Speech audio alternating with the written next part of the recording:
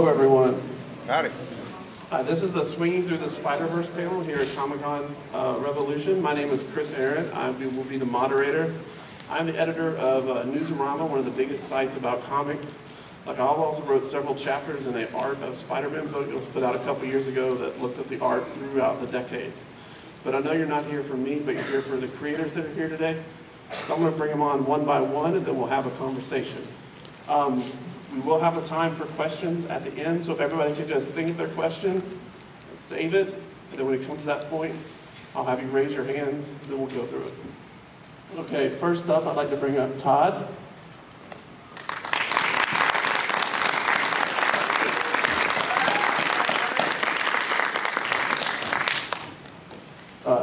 Fabrice, would you like to come up next?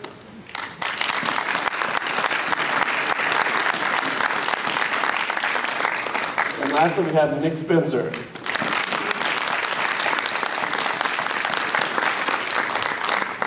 I would go through their bios, but I'd like them to kind of say what their relationship is to Spider-Man, what they consider their favorite Spider-Man works, because they've all done several things, but kind of what is their favorite. Todd, you want to go first? Yeah, let's see. Hi, I'm Todd Nauck, and I've been working with Spider-Man off and on for 13 years, but I got my first Spider-Man work, about 22 years ago. So I've worked on Sensational Spider-Man, Friendly Neighborhood Spider-Man, Amazing Spider-Man, Peter Parker, Spectacular Spider-Man, and Todd Nauck Spider-Man. Oh, that's that? Todd Nauck Spider-Man. Todd Nauck Spider-Man is in the works. I'm trying to pitch that to Nick Lowe. He's still not willing to bite on Todd Nauck Spider-Man. I'm going to actually change it to Peter B. Parker, and I think I have a better chance of getting that. But one of my favorite Spider-Man projects to work on was probably the Spider-Man Deadpool issues I've done. Those were a lot of fun. Really crazy stories. Fabrice? So we have that in common. It's been 13 years for me too, but only with one character, Spider-Man Noir, that I came up with and co-wrote with David Hyde. Yeah. I've done a lot of other things apart from Spider-Man, but yes, Spider-Man Noir is like my little baby. So. Nate, would you like to go next? Yeah, I'm Nick Spencer. I currently write The Amazing Spider-Man at Marvel. Before that, I wrote The Superior Foes of Spider-Man. Amazing book. Everybody needs to check out Superior Foes of Spider-Man. Yeah. So, like, Spider-Man means different things to different people. There's, like, even have different, their favorite different Spider-Man characters, whether it be Miles or Peter or Miguel. But, like, what is each of yours, kind of your first time that you experienced Spider-Man, like as a fan? Do you remember it from a specific comic or like a cartoon or a toy? For me, it was the toy. I was born in the 70s, so that was when Mego was making these 8-inch action figures with the cloth costumes. That was my first discovered Spider-Man. I remember getting him for Christmas when I was 4 years old, flipped out. So for me, that was my first introduction to Spider-Man and where I started becoming a Spider-Man fan, which would later then translate to the cartoons, then the comics. For me, it was the cartoon. It was definitely the 1970s cartoon. It was just like, God, I'm a 70s kid. And then it was so I come from France. It's where I grew up. And we had those very weird Spider-Man stories in TV magazines. Imagine like TV Guide with the Spider-Man strip inside. We had those kind of things. And I'm not sure they were licensed. Who likes Spider-Man? Yeah, because in the 70s, Marvel licensing was kind of weird. So they were probably not official.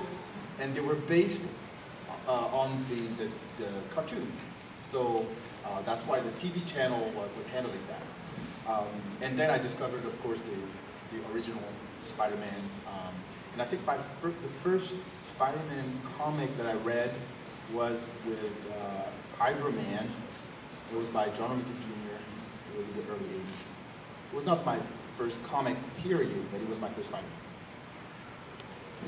Yeah, I mean, some of my earliest memories are Spider-Man. My dad was a huge Spidey fan, so you know, I had Spidey comics in the crib. So yeah, you know, some of my first memories are of the '70s cartoon. You know, that would be on while he was getting ready for work, and we'd watch that together.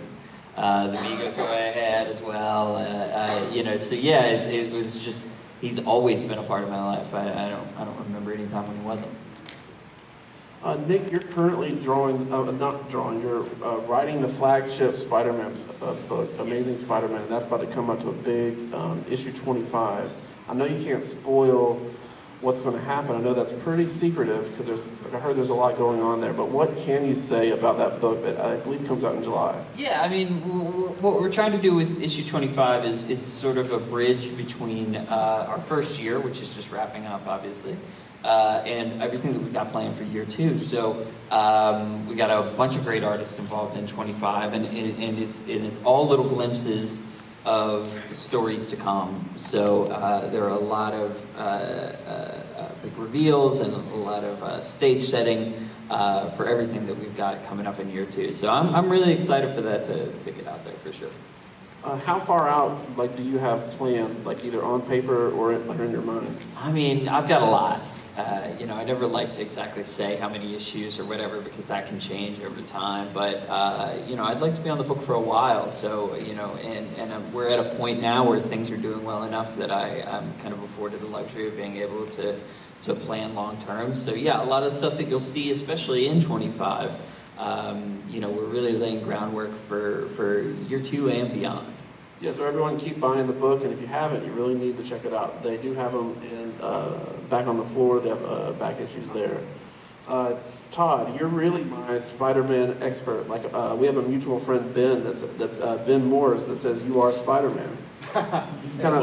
Thanks to Into the Spider-Verse with the new Peter Parker design, yes, I've embraced my connection to Peter B. Parker, absolutely. I was cosplaying as Peter B. Parker yesterday. But yeah, working with Spider-Man for so long, yeah, it's definitely a character I'm very closely connected to in my career. So how is it, how has Spider-Man changed from you, from being a fan with Amigo to then drawing him for so many years? You've drawn different variations from different universes, but what have you learned about Spider-Man that you thought you knew, back in the 90s, but has changed from actually drawing him so much? Yeah, I think when you go from a fan to a creator, you kind of cross a threshold. You go from someone who reads the books and you enjoyed it as a kid to now I'm creating the next, I think that goes for any of us, we're creating the next chapters of Spider-Man's history, so we get to help shape and mold the character. So getting to draw the Marvel 616 Spider-Man, the movie adaptation Spider-Man, the Tom Holland version, I got to do a story with that, which actually is probably the most challenging Spider-Man to draw because, as you can see, by Spider-Man here, it's red with webs and then blue. Then you get the movie version, and now we've got lines and panels on the blue part. And it's wait, the blue part's supposed to be the easy part to draw, and now you've made that infinitely more difficult because you put Spider-Man in a jumping, flipping action pose, and it's wait, how do these shapes now change? So there's a lot of thought that goes into drawing Spider-Man for sure. But the going from fan to creator of Spider-Man is definitely an interesting threshold. I don't even know if I fully comprehended the significance of that here because I'm still kind of in the middle of it. Do you have a favorite Spider-Man design? Not even the Peter Parker version. I really love the Spider-Gwen design, but do you have a favorite design of a Spider-Man? The classic red and blue is always going to be a favorite of mine, but when I started reading Spider-Man comics in the 80s, he was in the black costume. So the black costume holds a lot of nostalgia for me as well. Fabrice? What was the question? What is your favorite Spider-Man design besides Spider-Man Noir? That would be also the Spider-Man black costume for the same reason as Todd. But I guess, there are so many, the interesting thing is, back in the 80s or 90s, the word Spider-Verse didn't exist. So even when I came up with Spider-Man Noir, there was no Spider-Verse, it came after.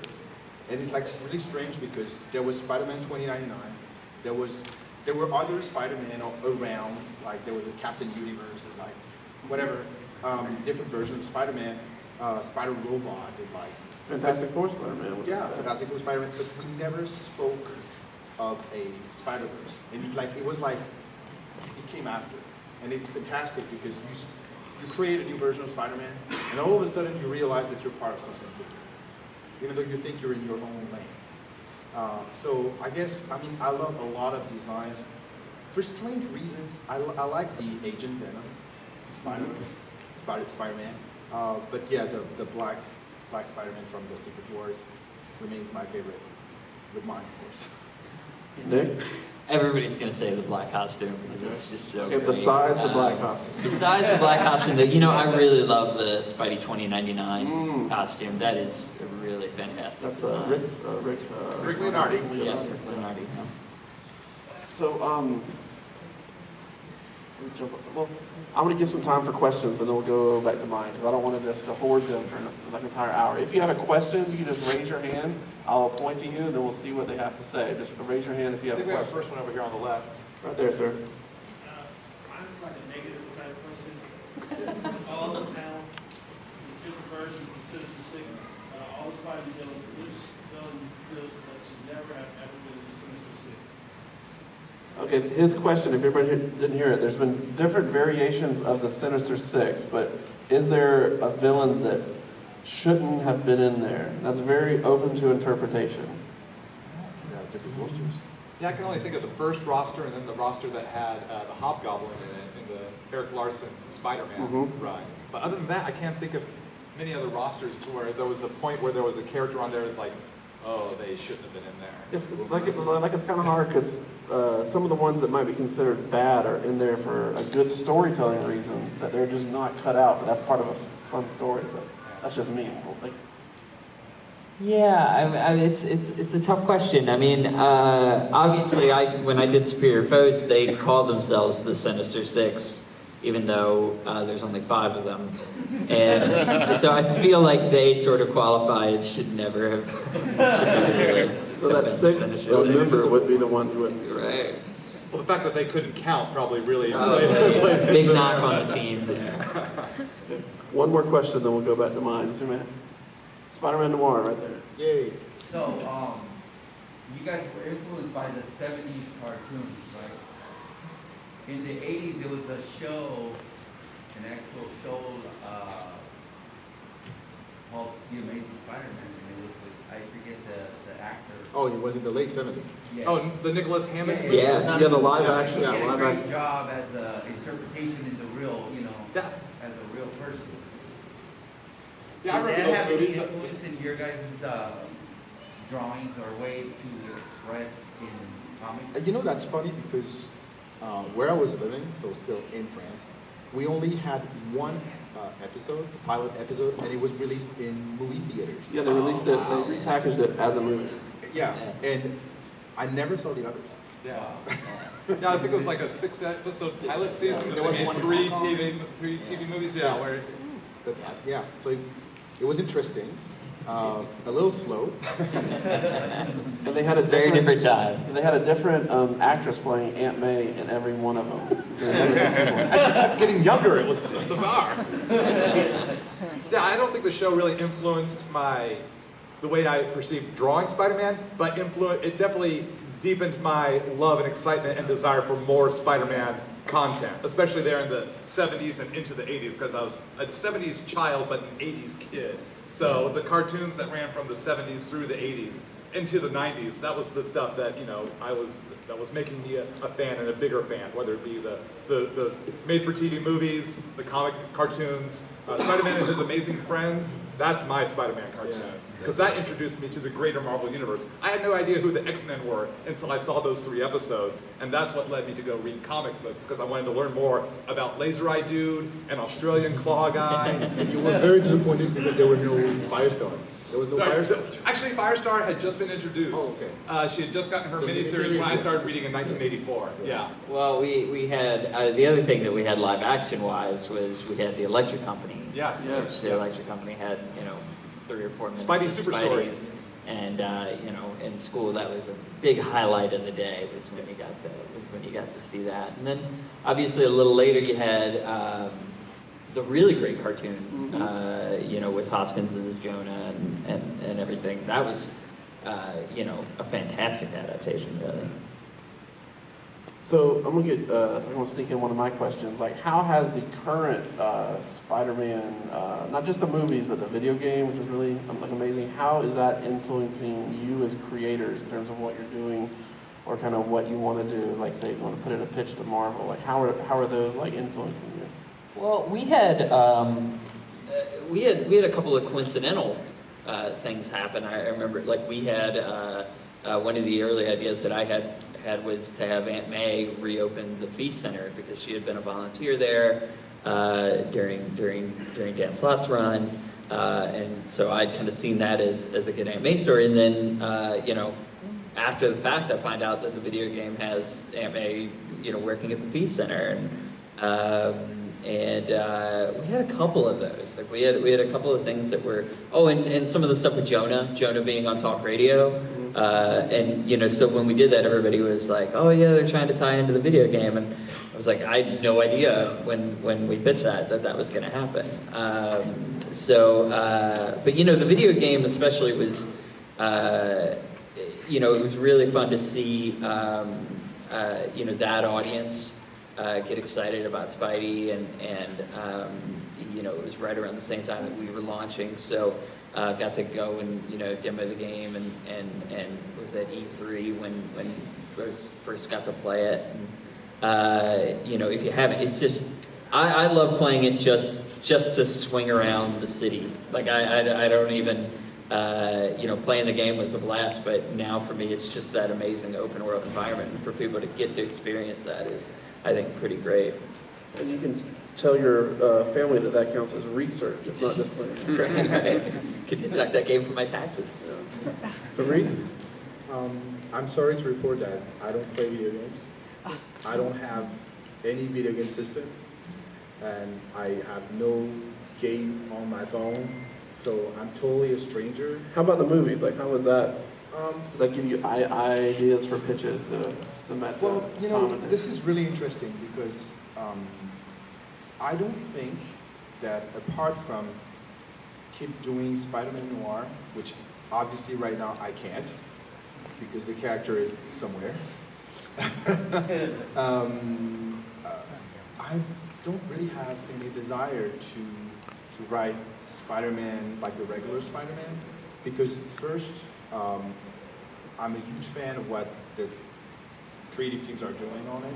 Like, I follow Dan, Nick, really great job. And when you're a writer, the question you have to ask yourself is, what do I bring to the table? What can I make difference? What can I add to what has been already made? And I like to enjoy it as a reader. And sometimes you have the humility to say, okay, well, you just want to be a reader of that series. There are plenty of other characters that I want to write. There are even plenty of other characters that I want to draw, but not Spider-Man. I mean, I did my thing. It was like, it's a different version, and it's great, and it works for what it is. Yeah, not really. I like to enjoy it as a reader or watching music. It shows you have a real respect for fans' time, that if you were ever to do a Spider-Man book, not that we're announcing anything, but if you ever were, the people here would know that you have a story idea and this is something you really, really, really wanted to do. If you ever were to do one, if. Which I want you to. That's for me? Yeah. If I had a story that I wanted to No, do. like, if you ever were, like years from now, like say they announce it, I'm gonna think back to this. He says, oh, he must really have a story idea that made him really want to put himself out there and not just go out there to do something, but you had a strong idea that you wanted to take to the public. Never say never? Yeah, never say never. Todd, like how about you? How is like it from like, maybe the visual, like especially the storytelling, the way they did that for Spider-Verse? Yeah, oh yeah, Spider-Verse, so much love for what they did with how they brought a comic book to life on the screen. I thought they did that with Thor Ragnarok, bringing the 80s comic book to life on the screen, and then with Spider-Verse, with the captions and sound effects popping up in there, the bagel thing, that scientist getting bageled. I think that's one of my favorite things to see in a movie. I just lost it when I saw that. And so things like that, and then the colors, using the halftone dot effects for different kind of overlays, really is I think has inspired a lot of artists to kind of think in those graphic design and color elements a little bit differently, and how can that be translated to comics? Not to be just like the Spider-Verse movie, but to think a little more outside the box.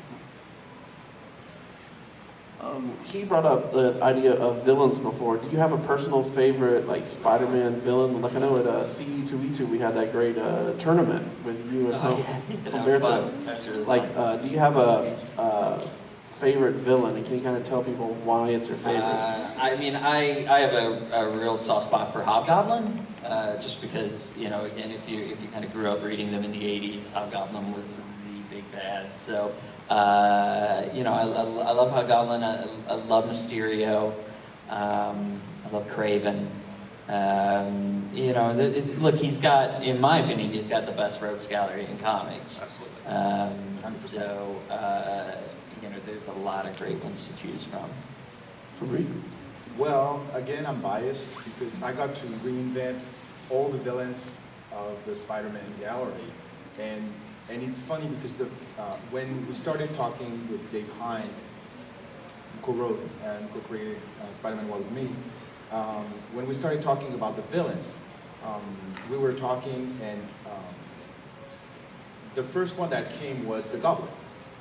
And for people who have read Spider-Man Noir, the comic book, the Goblin is a mask. Like underneath, he's a freak. He's a monster. But actually, it was not the most interesting for us. The most interesting was the Vulture, because we had this image of Nosferatu, and I wanted to have like a vampire Vulture. It felt natural to have that character. So yeah, I will go with the Vulture. Todd? Yeah, for me, I think some of my initial thoughts go to the visuals. What do I get to play with drawing this villain? So Sandman is way up there for me because he can form any shape, and you can just have all this grit and sand granules, flying everywhere. Venom is fun because you have the symbiote and you got the fangs or the Looney Tunes teeth, depending on which area you want to go with. And characters like the Hobgoblin is like Green Goblin, but with a little more grit added to him. But a villain that I really enjoyed, just story-wise, I think I would say would be Dr. Octopus. One fun visual, doughy guy with metal arms going everywhere, really bad chili bowl haircut, and funky glasses. If we want to go all the way back to the 70s and 80s, but I like that he's a character based on an 8-armed animal like Spider-Man. And he's a scientist, like Peter Parker, but he's, I think, a little bit better of a scientist, which challenges Peter Parker to have to think a little harder to stop or defeat or get past Dr. Octopus. But Otto knows he's smarter, and that kind of magnifies it, while Peter kind of always doubts himself, right? Yeah. Okay. So what do you, like you mentioned Doc Ock, but what do you think of the new version of Doc Ock from the Spider-Verse movie? Like, we can't make any announcement. What do you think about the possibility of that character coming back into comics? Like either tie in something or it being adapted? Do you see potential in that, either from the drawing side or the writing side? Just totally speculative. Well, we have Carolyn Trainer. We have Lady Octopus in the mainstream Marvel continuity.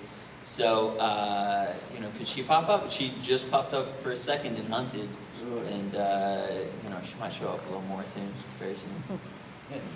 Yeah, I mean, if Firestar can make it from the cartoon into the comic, then now that we have a Spider-Verse, which would be unlimited universes, then that version of Dr. Octopus could very well exist in a Marvel comic universe that has yet to be tapped into. Maybe multiple versions of that one character, or any character. Okay. Does anybody have any questions before I go ahead? I don't want to hog their attention. Any questions at all about favorite character, favorite design, favorite story? Yes, in the back of the Batman. So, I'm a little curious because growing up in the 90s, Ben Reilly was always one of my favorite side characters. And I've noticed recently Marvel brought him back, but it's a little confusing because he's being the Scarlet Spider, but Kane is also the Scarlet Spider. And so I'm curious if how that's going to, I'm trying to think of the right words, I know I probably don't want to get anything like that. Just, is there a plan going forward to integrate Ben Reilly back in with the Parker as a main character? There's definitely a plan for both Ben Reilly and Kane. Yeah, can't say anything else. I'm sure that's something that they talk about, like over at Marvel all the time, trying to figure out the right way to do it and not just rush it out there. Oh, for sure, for sure. You know, I mean, you know, those characters in particular, like there's a long-term plan. Like I wanted to ask about Silk. Like I know, like I love Todd's Silk. Like Todd, can you just talk to us about like what your thoughts are on Silk and kind of being like there from the beginning and kind of developing that?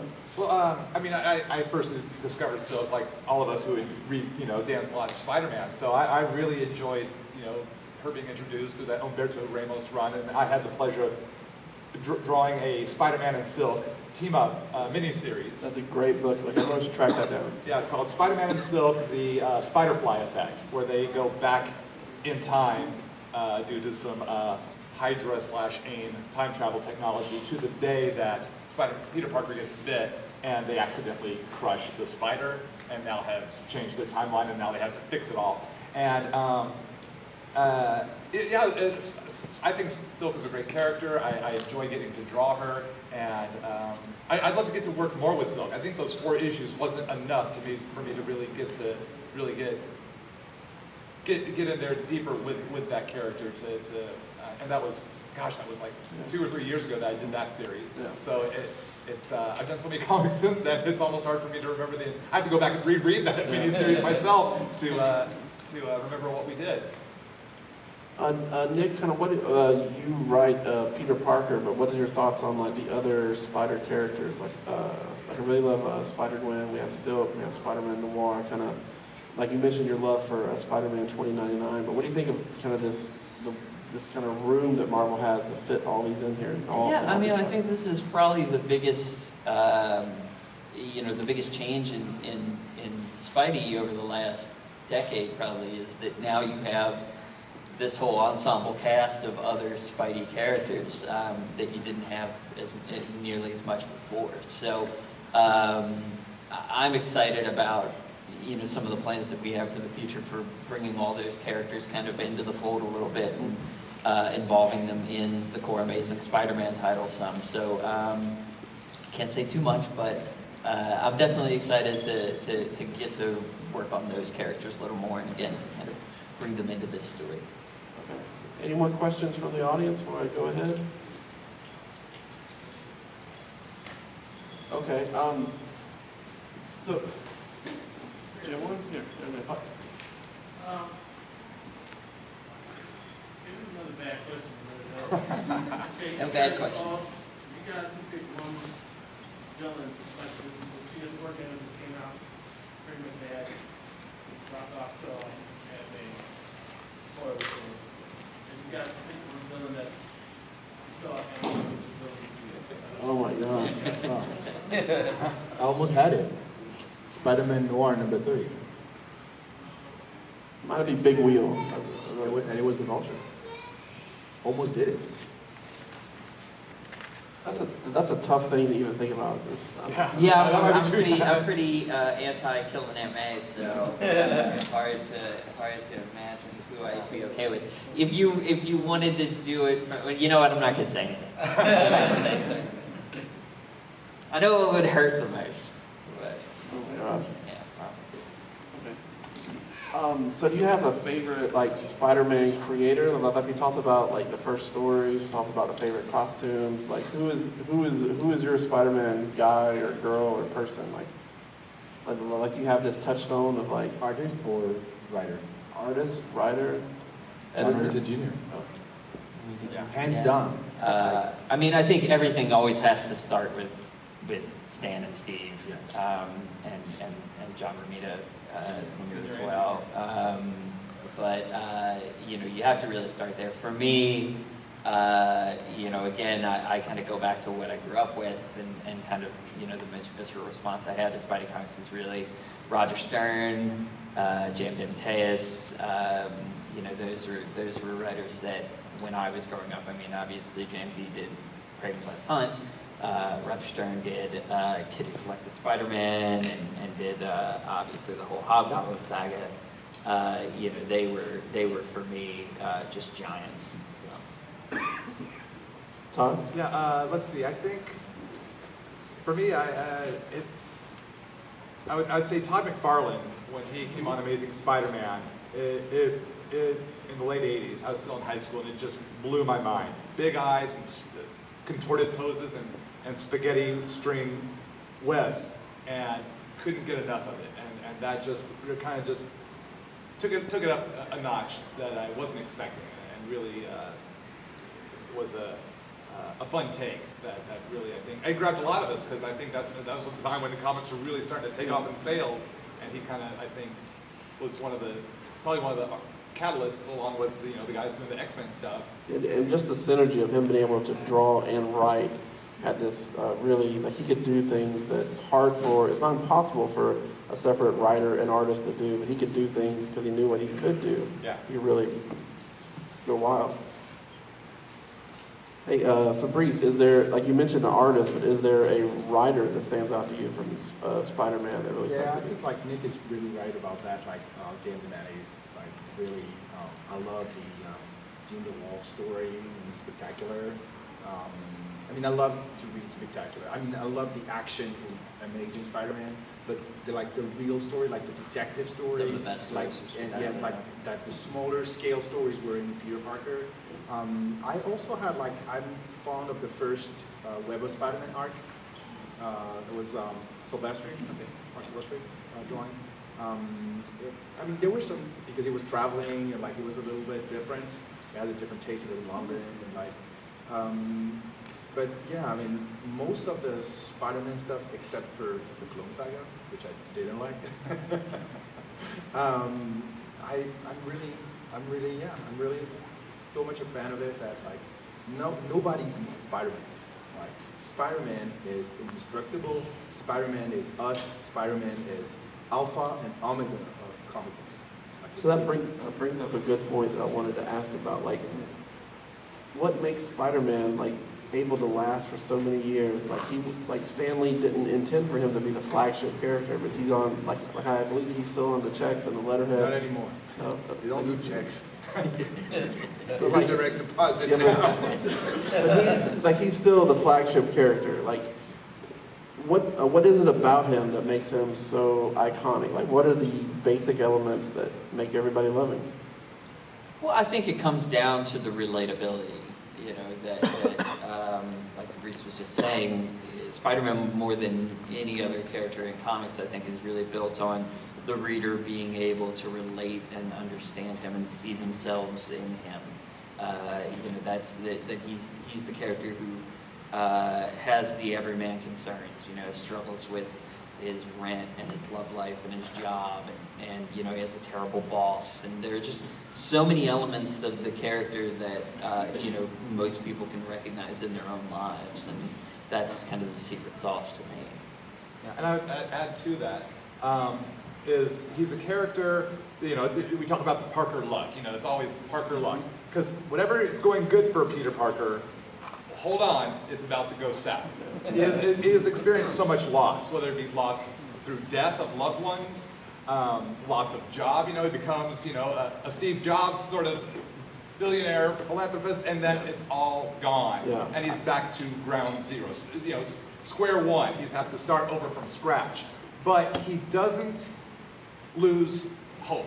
He doesn't lose his. He endures and he perseveres. Even when it seems like he's not going to. He tosses the costume in the trash can in the alley and he walks away. He's not going to walk away for long. His character will bring him back. Not just the character that he is, Spider-Man, but his personal character, his inner self. His values is going to bring him back to be a hero because of that first mistake he made that he always has to live with, and I think drives him to continue to do what he does. Nobody dies on Spider-Man's watch, whether it be good guys or bad guys. And I was just reading The Hunted, and I hope you're reading Nick's The Hunted. It is so awesome. I think I've read up to issue 20, but I don't want to give away too much, but with all these, the Kraven has captured all the animal-themed villains and has them trapped in Central Park, and Spider-Man's in there, and these people are hunting down the villains, like a game preserve. You can go and slaughter, animals will slaughter animal-themed villains. And Peter Parker says, or Spider-Man says, no one's gonna die. Like, even these people that you think should die, these horrific villains, it's like, yeah, well, if they're dead, then they won't be horrific villains anymore. He's like, his value for life is so amazing that it's like, yeah, there's a hope for redemption. That's just, there's just so many aspects. I could just like I'm feeling the energy and the power here. It's just, just the love of this character that makes him so relatable, and a hope for all of us to be something better. There's something really interesting about Peter Parker, is that compared to other superheroes who develop a persona, like Batman develops a persona that is Batman and is not Bruce Wayne.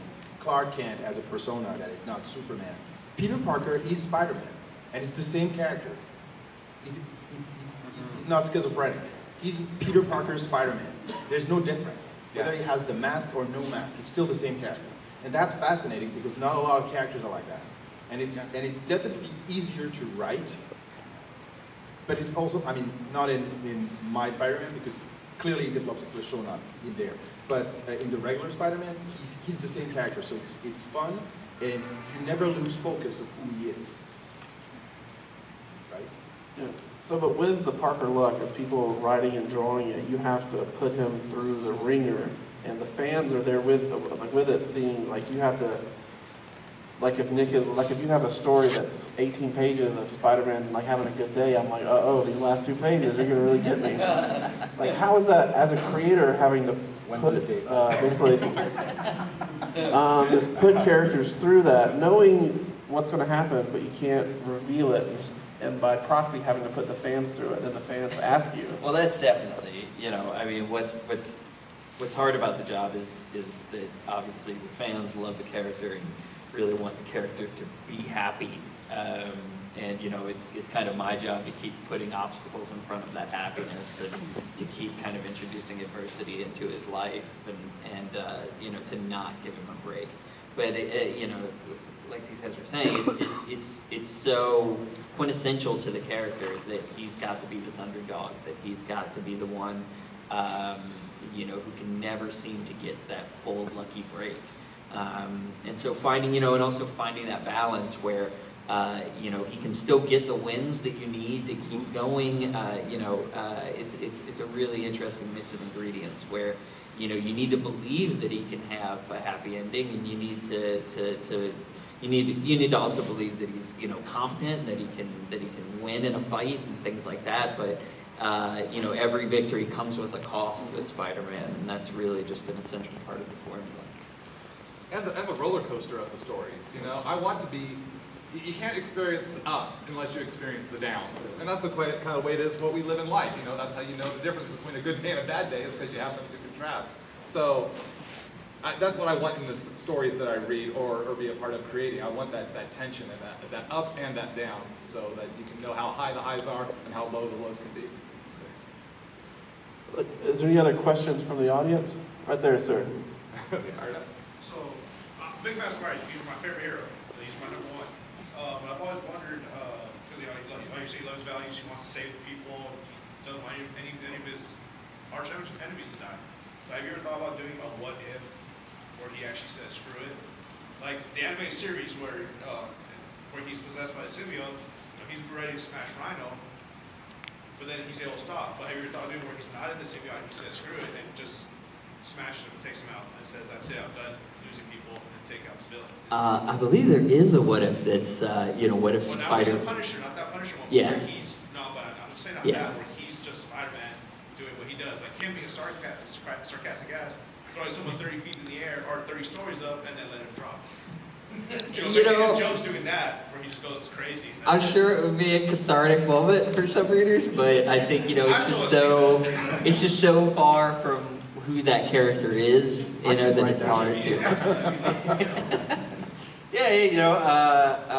With different versions of the character, you can, and that's what's great about all these characters, is that they're, very elastic, and that you can find ways to, obviously I'm the guy that wrote Captain America as the Hydra agent, so you can find a way to do pretty much anything, but, it's tough to imagine off the top of my head. But there is that Spider-Man Dark Reign, which is beautiful. It kind of goes down that dark path, and maybe some more personal consequences. And we had some more people with hands raised. Right there with a baseball cap. If you could do a Spider-Man crossover with a non-Marvel hero villain, what would you like to do? with a non-Marvel hero or villain? Spider-Man in the Fix? Right. Boy, that's a very tough question. Let's let Nick Yeah, think let me about think that. on that. Hey Todd, do you have a, Yeah, I'm running through my Rolodex of who would I want to what would see. be fun to draw? Like Spider-Man versus, Maybe Spider-Man Nightwing. Two acrobatic characters. What could be some of the visuals there? Them, patrolling across the rooftops of a New York / Gotham hybrid city. Maybe just right off the top of my head. Fabrice?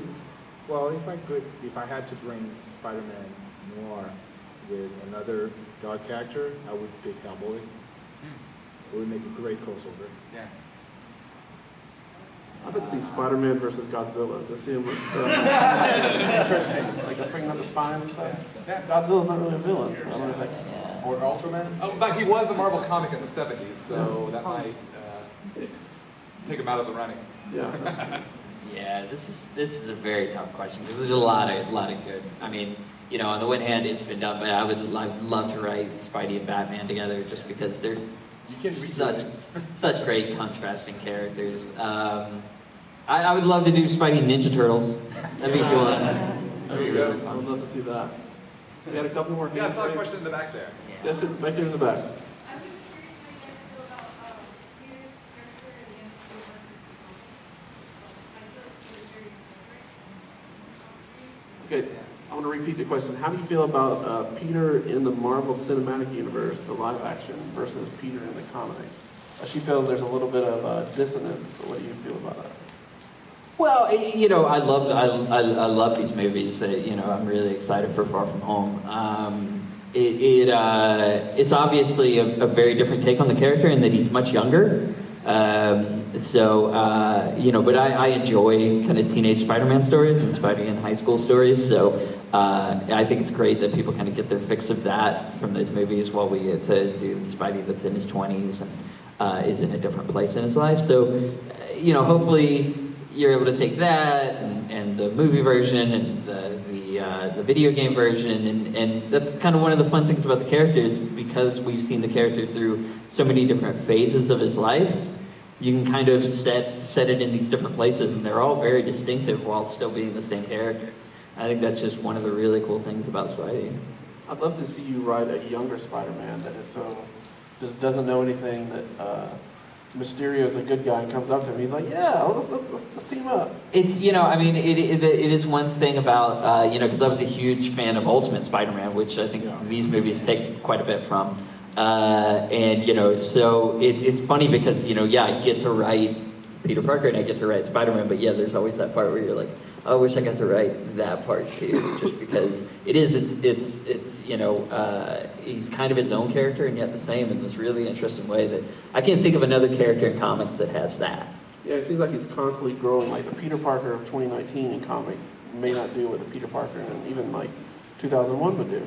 And Chip Zdarsky on Spectacular Spider-Man just, I guess last year or so, a couple years ago, did a great arc about that. Did a great arc called Amazing Fantasy that was about the current day Peter Parker going back in time and spending time with his teenage self, and Jonah Jameson was with him, and so it's the two Jonas as well. And it was a fantastic story. But what do you think of like the difference between the movie version of Spider-Man and the comics version?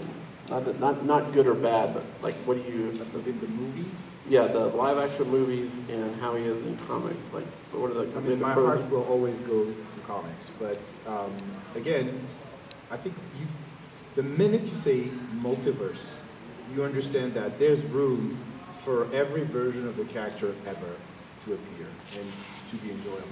So it's just like, you're just looking at another version. Nick is absolutely right. Spider-Man is one of those characters you can never get enough. There are probably 200,000 new, and we were talking about yesterday, the Spider-Persona thing, and it's great because it came from, and it was spontaneous, and like people started to develop their own Spider-Man. Spider-Man is everybody. And I think it was in the movie, like everybody can be a hero, everybody can be Spider-Man, but I'm Spider-Man. And that's what that's the beautiful thing that Spider-Man Into the Spider-Verse did, is opening everyone's heart and everyone's eyes about what a comic book character can be. It's a giant ball of emotions, and Spider-Man is definitely that. You go through everything, and very few characters can do that. Todd? Yeah, I totally agree with what Fabrice says.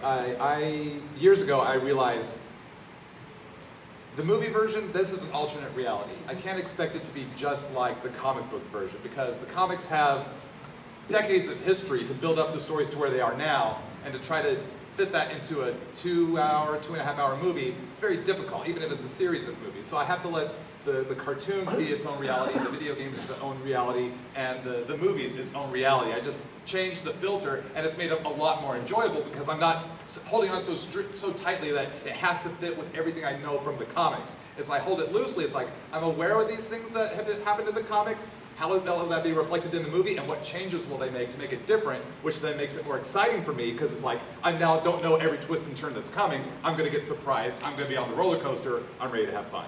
And I love Tom Holland as Peter Parker. I think everyone's done a great job from Nicholas Hammond to date, but something about Tom Holland, he is just so quirky, so awkward, so funny. I love him, can't wait for Far From Home. Yeah, so you can love the similarities but appreciate the differences and be surprised by them. Like even though you've been creating the comics, you're still surprised and still there buying the tickets or going to one of those Marvel preview screenings and really can see things. Well, that's a funny story, is Marvel was kind enough to invite me and other creators at the premiere of Spider-Man Into the Spider-Verse, and we were all together. It was like a little corner of the theater, and there were like Sony executives everywhere, Sony Animation and all, and we were like 5 or 6, and we were like, like Jason Latour was there, Robbie, Dan Slott was here too, and we spent the last 3 hours after talking about about how great this movie was, and how much of the Spider-Man we loved was there. And it's just like, even as creators, when we can talk about it, just like fans, it's just beautiful, because people always come and say, hey, what did you think of the adaptation of this? I get that like literally every day, like, oh, Nicolas Cage is playing Spider-Man Noir, like, what do you think about it? It's like, it's great. I mean, it's another layer. And on that layer cake, that is already very good. We have time for one more question. Right there, sir. I know, like in the first Spider-Man, it like had one scene when it was like Spider-Man was trying to get money, and he was fighting against Bone Crusher with Macho Man.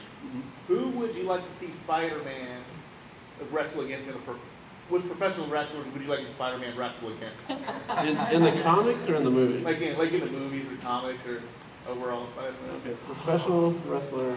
I have not followed professional wrestling since the 80s. I mean, even so. even for the 80s or. Yeah.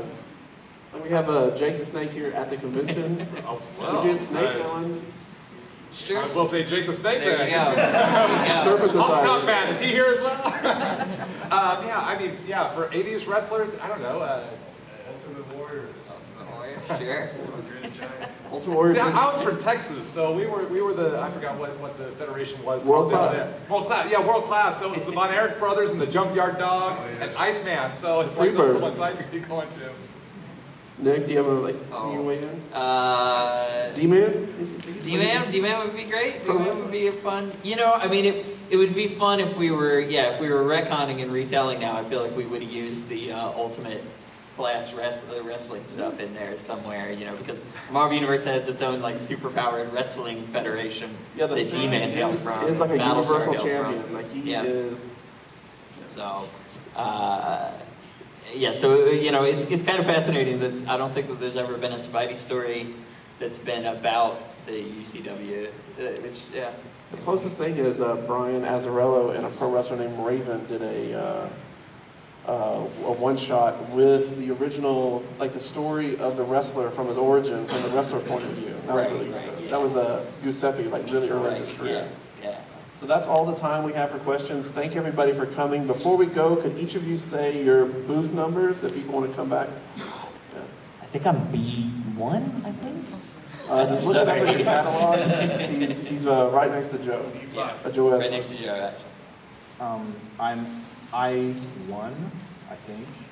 And I want to say to Nick, please bring back Spider-Man And Fabrice has, like, he's not just a writer, he has art, like he has his original designs and drawings. Yeah. Todd? And I'm an F5, and I know that for sure, so F5. Thank you, everybody.